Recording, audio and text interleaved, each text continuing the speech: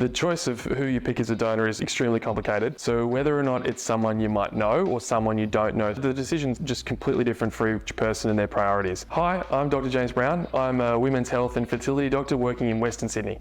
Donor sperm are a bit of a kind of quiet secret that people don't talk about, but working on the other side of it, it's actually a really common occurrence, whether that's being used by same-sex couples, couples where the partner may not have eggs or sperm, or individuals who are choosing to start a single-parent family. At the clinic here, we have a really strong and robust kind of donor system, whether that be for donor eggs or donor sperm. Also, we can help kind of facilitate known donors in those situations as well, and have a really kind of structured approach to that. I think the hardest part is to start that conversation and to consider that that might be something you want to do. And so once we have that conversation, we'll have a chat about what's available, what the pathways are, and hopefully give you some comfort to be able to navigate the way that you want to through that process. The choice of who you pick as a donor is extremely complicated. So whether or not it's someone you might know or someone you don't know through a bank like here at Genea, the decision's just completely different for each person and their priorities. Often choosing someone that you know is much harder than choosing someone that you don't know, because you're the one who has to initiate that conversation. And much like an app, if you're using something from a bank, whether it's a sperm or an egg, then that person's already kind of consented to this being used and kind of knows the role. Whereas if it's someone in your life who you think would be good, you have to kind of drum that up and insert that idea. And because it's such an intimate choice to make, and it's such a lifelong bond between you and that individual, it's a complex discussion, but you'll be surprised that most people, if asked, are pretty gracious and are actually pretty happy to help if you explain what you're going through. And so